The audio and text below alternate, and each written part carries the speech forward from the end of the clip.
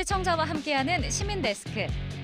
YTN뿐만 아니라 최근 전 세계 뉴스는 전쟁이라는 주제로 가득합니다. 바로 이스라엘과 팔레스타인 무장정파 하마스 간의 무력 충돌 때문인데요. 오늘 시청자 비평 리뷰와이는 국제 소식을 다룬 YTN 보도로 채워봅니다. 이번 주 에필로그 Y는 SNS 속 인플루언서의 삶을 조명한 탐사보고서 기록팀의 이야기를 들어봅니다. 방송에서 볼 수 없었던 취재 뒷이야기 잠시 후에 만나보시죠.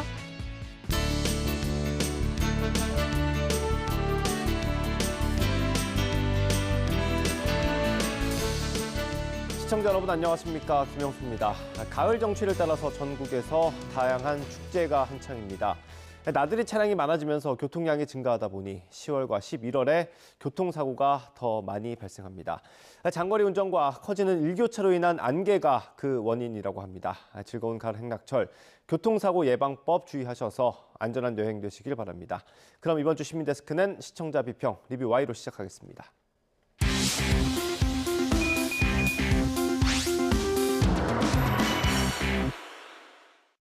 세 분 어서 오십시오. 안녕하십니까.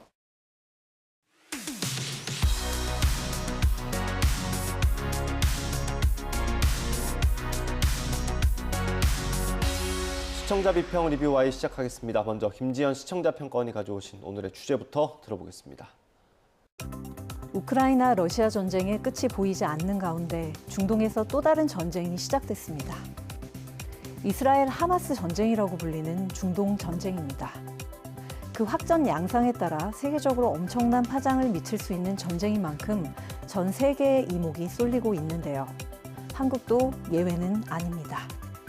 오늘 리뷰와이에서는 YTN이 본 사안을 어떻게 전달하고 있는지, 나아가 전쟁과 분쟁을 다루는 보도에서 언론의 역할이란 어떤 것이어야 할지 심층적으로 논의해봅니다.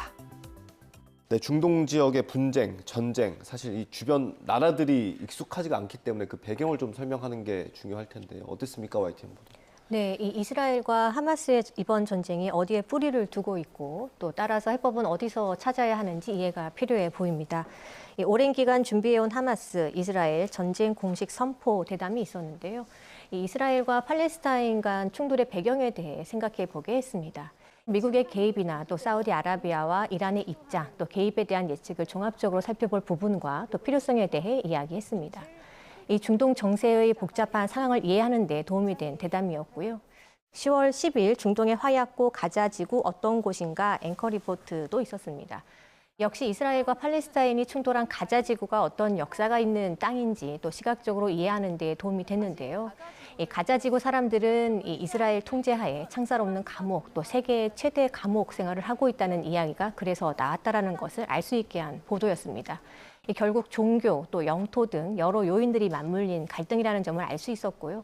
그만큼 물러설 수 없는 각자의 입장이 있다는 생각이 들게 했습니다. 네, 이게 현지 소식을 전해야 했기 때문에 아무래도 현지에 있는 사람들의 목소리를 들어야 하는데 저희 리포터가 이제 또 현지에 있어 아주 많이 역할을 했거든요. 어떻게 보셨어요? 네, 이 이스라엘 현지에서 이 명형주 리포터가 이스라엘 현지의 상황에 대해서 구체성과 또 현장감을 더한 보도를 해 주었는데요. 11일 뉴스앤 이슈 경보 울리면 방공호 대피 현지 상황은 에서는 현지 교민의 안전이 모두 확보됐다고 안심을 시켜주었고요. 또 전쟁을 공식 선포한 이스라엘의 분위기를 전해주어 현지 분위기를 짐작할 수 있게 했습니다. 16일 마을 주민 10% 사망, 또 참상의 현장을 가다라든지 또 18일 뉴스앤 이슈 하마스 시신 훼손 등 만행, 공격 지침 등 발견. 에서는 차분하게 전쟁 상황과 또 이스라엘 정부의 반응 등을 알 수 있게 해주었는데요. 폐허가 된 집과 또 전소된 자동차, 또 총알이 뚫은 방탄유리 등을 보여주어 전쟁의 폐해를 실감할 수 있었습니다.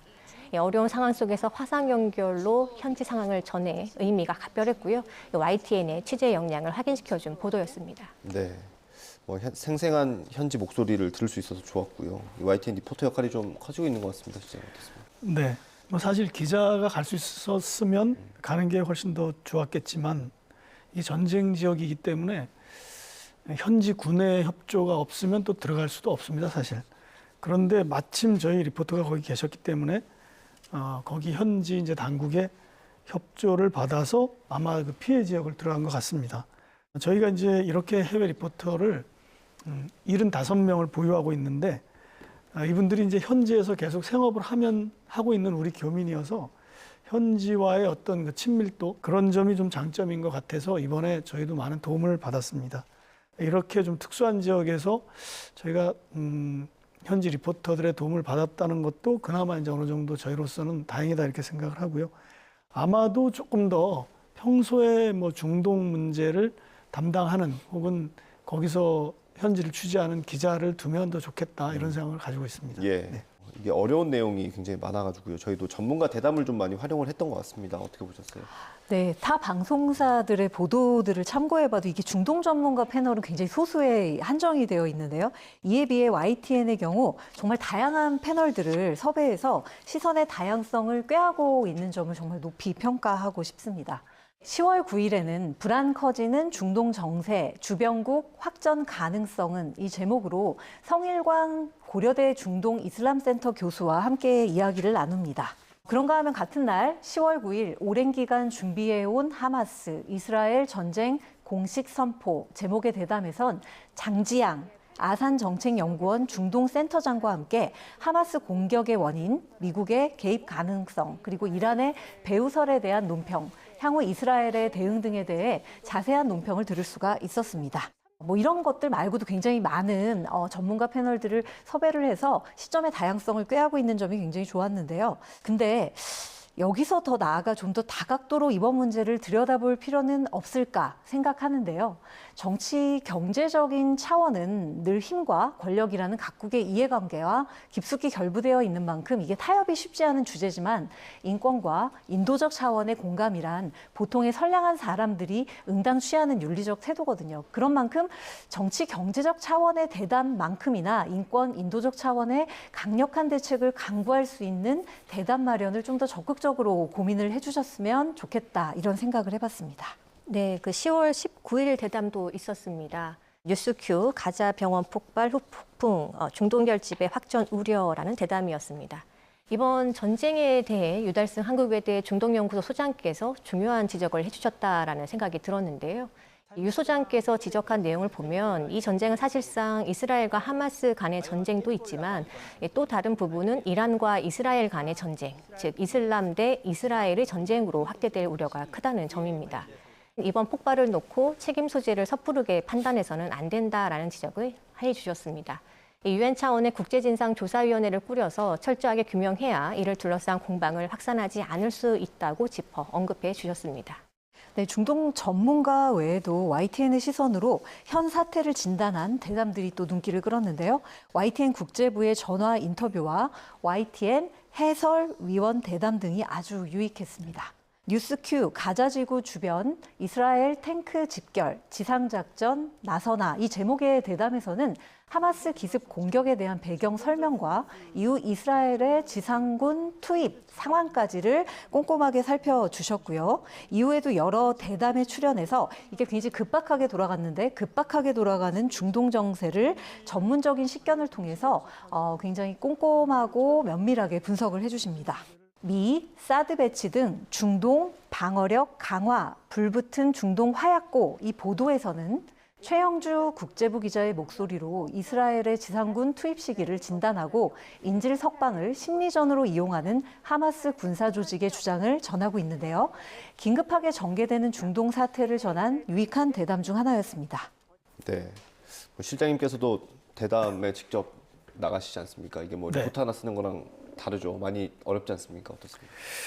저는 전문가는 아닙니다만 저널리즘의 시각에서 새로운 뉴스, 그다음에 이제 좀 이런 걸 주목해 봤으면 하는 뉴스, 이런 것들을 주로 하고 있고요.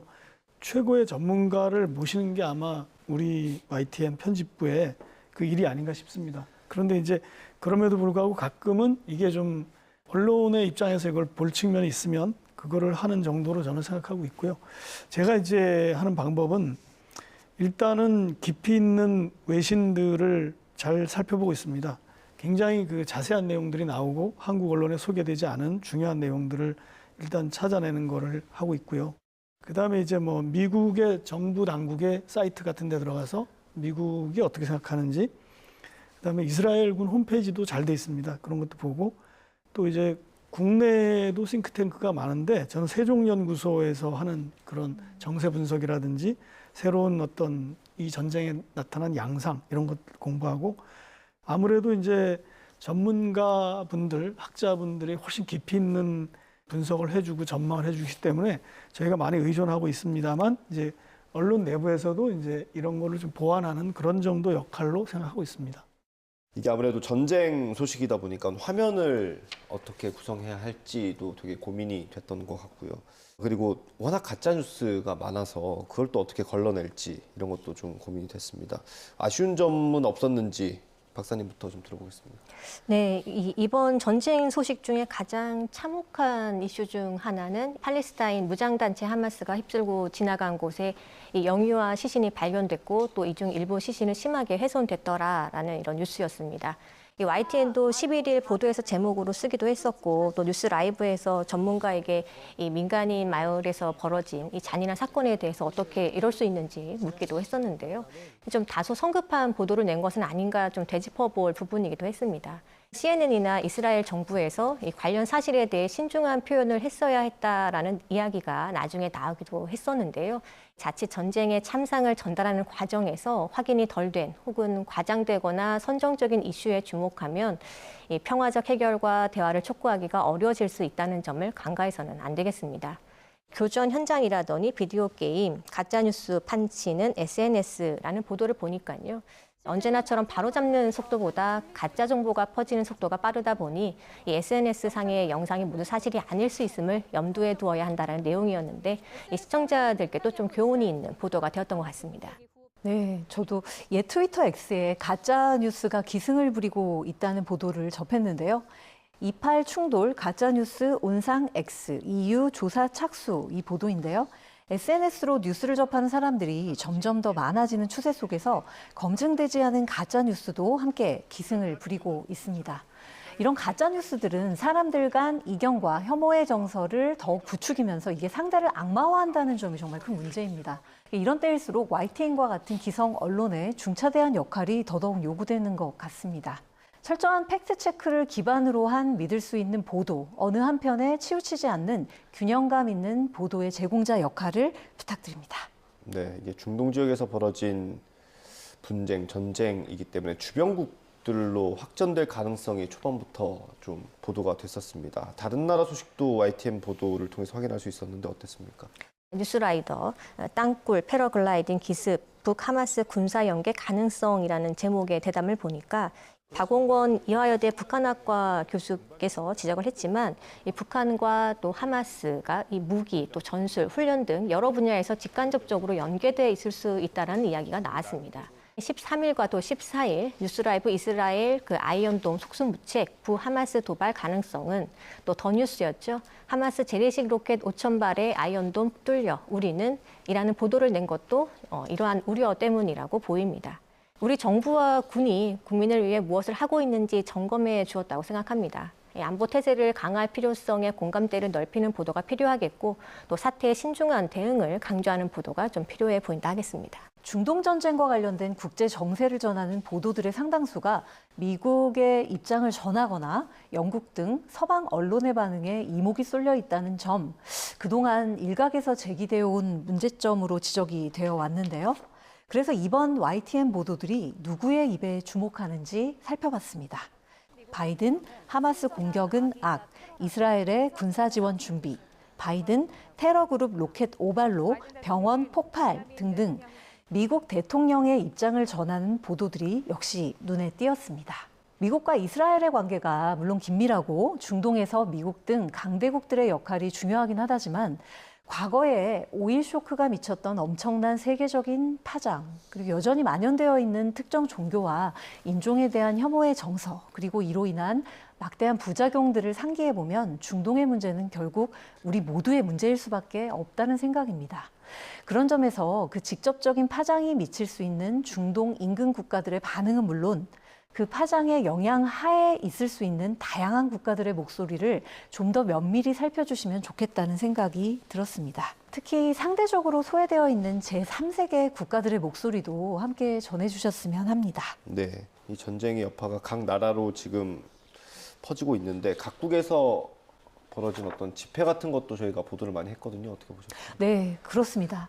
당장 팔레스타인 해방, 그리고 이스라엘 지지, 세계 곳곳 집회라는 10월 15일 기사만 봐도 본 사태가 또 다른 사회적 분열과 혐오의 정서를 만연시키는 것은 아닐까 굉장히 우려되는 상황이고요. 10월 17일 보도를 보면 급기야 미국에서 팔레스타인 6살 소년이 피살되는 증오 범죄까지 발생한 상황입니다. 이런 시국일수록 언론이 상황의 중계에 머물지 말고 상황에 대한 비판을 통해 갈등을 조정할 수 있는 주체로서 기능하는 것이 꼭 필요하다는 생각입니다. 네, 하마스 전 세계 총동원령 EU 반테러 반이민 고조라는 보도를 보니까 사우디아라비아 남쪽 예멘 수도, 또 프랑스 파리, 또 남미 칠레, 또 레바논과 이란 등지에서 이 팔레스타인 지지 시위가 번지고 있습니다. 또 이와는 반대로 프랑스, 벨기에를 비롯한 유럽에서는 반테러, 또 반이민 목소리가 커지고 있음을 알 수 있습니다.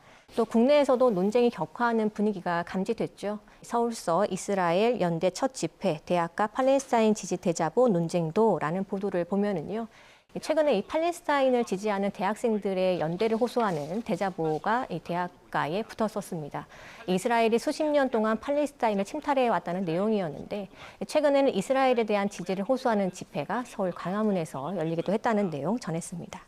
네, 그럼 오늘 리뷰와의 내용 정리 한번 해보겠습니다. 이것만은 꼭 시간입니다. 평가원님부터 한 줄 요약 들어보겠습니다. 단순 전달을 넘어 중재자로 근본 전쟁의 중요 키워드 중 하나를 꼽자면 중재가 아닐까 싶습니다. 누가 이 갈등을 중재해서 양국의 휴전을 이끌어낼 것인가에 세계의 이목이 집중되어 있습니다. 저는 언론이야말로 중재의 주체 중 하나여야 한다고 생각합니다. 다만 이를 위해서는 전황을 신속히 전달하거나 정치, 경제적 여파에 대해 진단하는 논평을 내놓는 것만으로는 충분치 않다는 생각입니다. 무엇보다 평범한 사람들의 고통에 적극적으로 공감하며 함께 아파할 수 있는 연결과 소통의 공간을 제공하는 것. 본 문제를 함께 우리가 고민하면서 고통을 치유할 수 있는 보관들의 마련을 강력히 촉구하는 것이야말로 언론이 평화의 중재자가 되는 길이 아닐까 생각해 봅니다. 네, 다음 김수정 박사님 한 줄 평 들어보겠습니다. 전시 혼란에 증가하는 허위 정보 구분 능력 키워야. 이스라엘 하마스 전쟁에서도 SNS와 자국 미디어를 이용한 가짜 정보 확산에 대한 우려가 높습니다. 전쟁이라는 위기 상황과 또 사회적 혼란 속에서 허위 조작 또는 왜곡 정보가 증가하고 있습니다. 이는 진영 간 양극화를 부추기는 데 효과적인 데다 전쟁의 불안감을 증폭시킨다는 점에서 경계가 필요합니다. 전시 상황과 같은 민감 이슈에 대한 분석 능력과 또 한국에 미칠 영향과 파장을 객관적으로 파악할 수 있는 취재 역량을 YTN이 보여주어야 하겠습니다. 오늘 리뷰와의 순서 여기서 마치도록 하겠습니다. 세 분 오늘 말씀 잘 들었습니다. 감사합니다.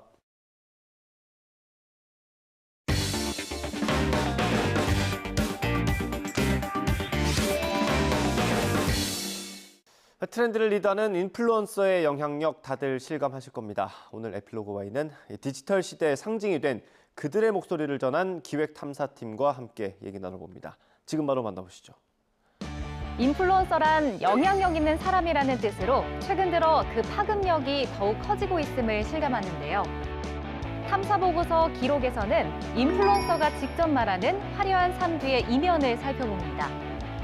이번 취재에는 어떤 비하인드 스토리가 담겨 있을까요? 오늘 에필로그 Y 시간 기획탐사 2팀 장동욱 PD와 함께합니다. 네, 어서 오세요. 안녕하십니까. 반갑습니다. 자, 기획탐사팀의 이번 탐사보고서 기록, 제목이 인플루언서 전성시대였는데요. 요즘에 정말 그 전성시대가 아닐까 싶습니다. 하지만 그 화려한 모습만 담아냈다면 기획탐사팀이 아니겠죠. 어떤 메시지가 숨어있는지 오늘도 이야기를 나눠보도록 하겠습니다. 가장 먼저 지금까지의 탐사보고서 기록과는 좀 다른 느낌의 주제다라는 생각이 들었거든요. 이번 주제를 선정하게 된 배경부터 좀 이야기해 주시죠. 네, 우선 인플루언서에 대해서 다뤄보고 싶었는데요. 네. SNS 시대의 신흥 귀족이라고도 불리는 인플루언서에 대해서 좀 이렇게 보여지는 것 이면의 이야기를 다뤄본 프로그램이 그동안 없던 것 같아서 저희가 한번 이번 기회에 알아보면 어떨까 이런 관점에서 출발을 하게 되었고 또 조금 그 일상적인 이유에서도 하게 되었는데 그 SNS 요즘 다들 하시잖아요. 네. 근데 이제 SNS를 하다 보면 저희가 좀 필요 이상의 비교를 하게 되면서 박탈감이나 질투 같은 걸 느낄 때가 있어서 왜 우리는 이런 SNS 속에 보이는 것에 좀 집착을 하게 되는지 그걸 좀 깊게 알아보고 싶어서 시작을 하게 되었습니다. 그 이번에 주제 선정하시면서 이 팀원들 간 뭐 혹시 세대별로 관심도 차이가 좀 있었을까요? 우선 가장 명확한 차이는 연령보다는 SNS를 하냐 안 하냐에 따라 좀 달라지기는 했는데 그러니까 예를 들어서 SNS를 잘 안 하시는 분들은 그거 왜 공연이 켜서 좀 스트레스를 받느냐 네. 그냥 안 하면 되지 않냐 이렇게 말씀을 하시는데 사실 그게 뭐 가장 확실한 방법이긴 하지만 또 저희가 인간의 몸으로 태어나서 그렇게 쉽지가 않은 거라서 좀 그런 차이가 있었고 또 하나는 이제 인플루언서들을 선정을 할 때 있어서 약간 이분들이 굉장히 초개인화된 마케팅을 하다 보니까 20대 남자한테 인기가 있는 인플루언서가 있고 또 반대로 중장년층한테 인기가 있는 사람들이 있어서 막 구독자가 100만인데도 이쪽은 전혀 모르고 이런 경우가 많았어서 좀 이런 부분에서 차이가 있었던 것 같습니다. 그래도 이번 편이 더 눈길이 갔던 게 정말 시청자분들께서도 한 번쯤 보셨을 법한 유명 인플루언서들이 직접 나와서 이야기를 했기 때문인데 이분들 섭외할 때 혹시 비하인드 스토리도 있을까요? 가장 기억에 남는 에피소드는 저희가 이제 인플루언서들의 좀 화려한 모습을 보여줄 필요도 있어서 앞부분에는 좀 이런 파티 같은 걸 좀 개최할 수 있냐 이렇게 요청을 드렸었는데 저희는 그냥 이렇게 뭐 인플루언서분들 모여서 약간 와인 한 잔씩 하는 그 정도만 기대를 했는데 레퍼런스로 보내주신 참고용으로 보내주신 동영상은 풀파티더라고요. 와 이거 진짜 재밌겠다 시청자분들도 좋아하시겠다 했는데 아쉽게도 그분이 저희가 이렇게 찾는 거랑 좀 완벽하게 맞는 사례는 아니어서 취재는 할 수 없었는데 저희 팀원이 이제 카메라 없이 가면 안 되냐 이렇게 좀 농담도 하는 그런 에피소드가 좀 있었습니다. 가셨으면 엄청난 경험이 되지 않았을까 이런 생각이 드네요. 저도 사실 뭐 한 번도 못 가봤기 때문에 지금도 아쉽습니다 사실. 요즘에 사실 뭐 유명 유튜버나 인플루언서들이 굉장히 많기 때문에 처음 접촉할 때 이제 기획탐사팀만의 기준도 있어야 될 것 같거든요. 출연한 분들을 선택한 그 이유는 뭘까요?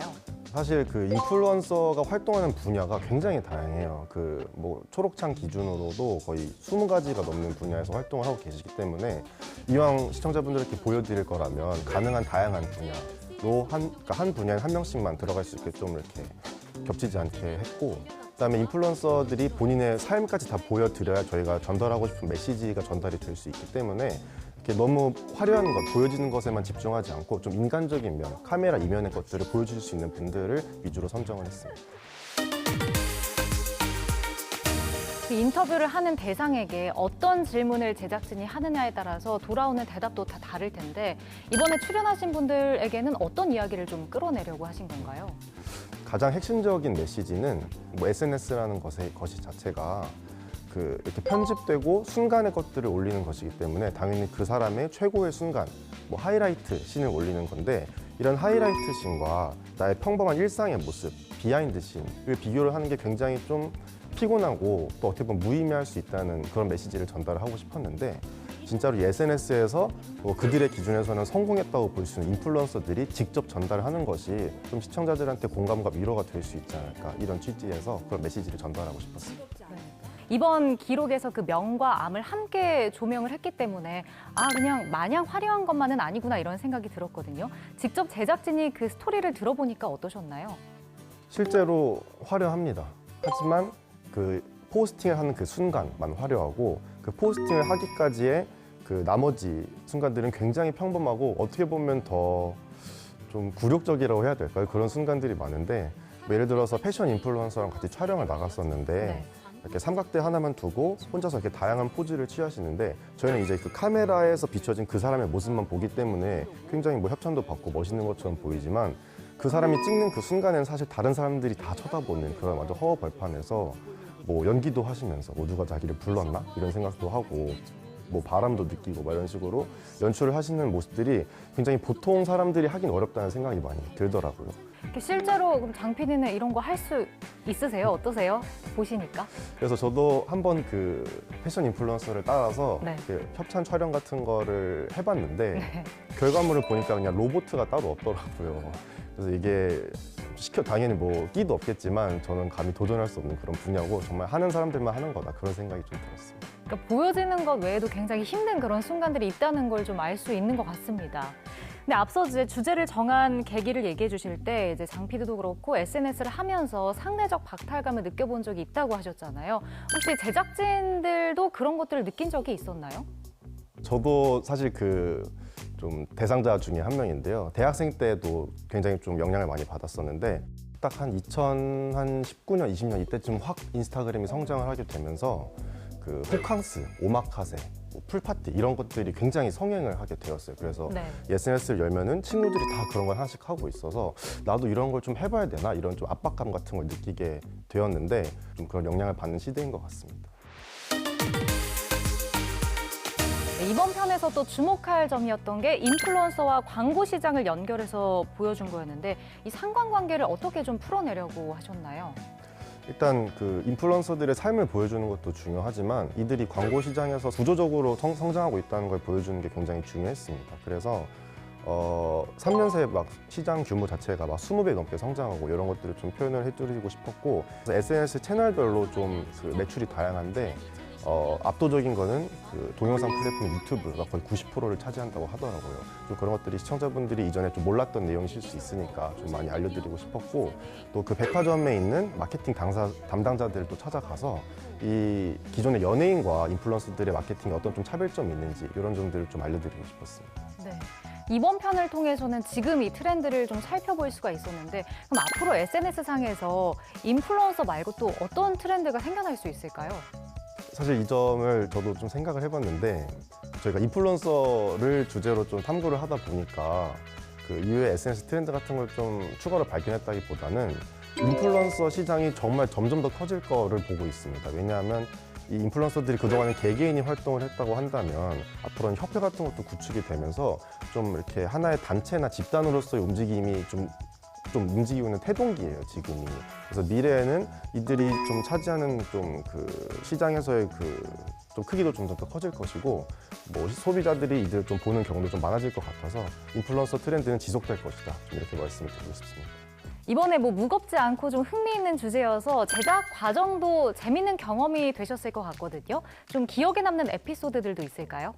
네, 저희가 아무래도 좀 가벼운 주제를 다루다 보니까 실제로 좀 체험하고 보여드리는 그런 구성을 많이 넣었는데 그 MCN이라고 인플루언서들을 관리하고 좀 육성하는 그런 그 기업에 방문을 해서 저희 제작진이 한번 실제로 인플루언서가 되고 싶다, 인플루언서 지망생을 하면서 좀 상담을 받아봤어요. 그래서 이 MCN의 대표랑 실제로 활동하시는 인플루언서 분들이 저희 제작진 중에 한 명의 SNS를 보면서 인플루언서로서의 가능성이 몇 점인지 한번 알아보는 시간을 가졌는데 저는 그래도 예의상 한 4, 5점 정도 주시지 않을까 했는데 딱 보고 단칼에 1점이라고 말씀하시더라고요. 그래서 그 제작진이 아무래도 점수가 좀 낮다 보니까 좀 나름 기대를 하기도 했었는데 눈에 눈물이 글썽였고 저희도 카메라 뒤에서 웃음 참느라 정말 어려웠었는데 하여튼 나중에 그렇게 좀 위로를 해주셔서 그래도 좀 기분 좋게 마무리되었었습니다. 그렇다면 이번 편을 통해서 어떤 분들에게 어떤 메시지를 좀 전달하고 싶으셨나요?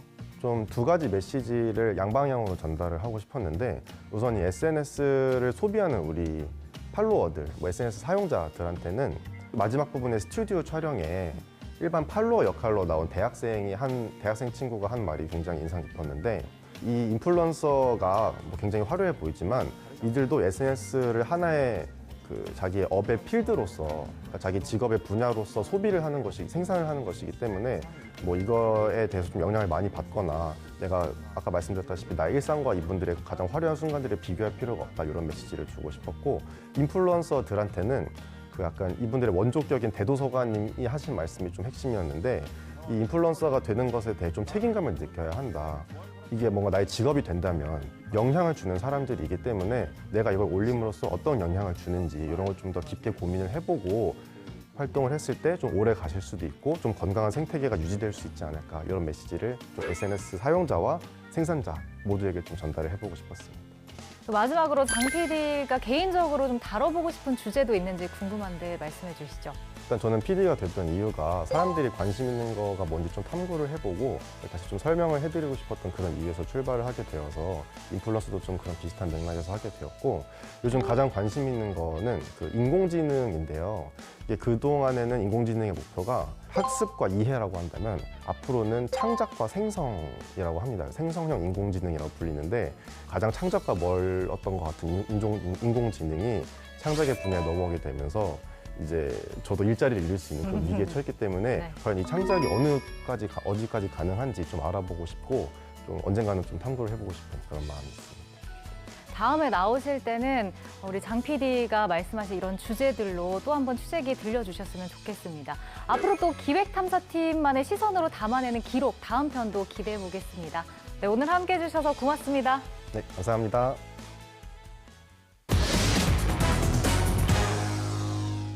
시민데스크는 시청자 목소리로 YTN을 깊이 들어봅니다. 방송에 대한 여러 의견들 SNS와 홈페이지, 전화로 남겨주시면 되고요.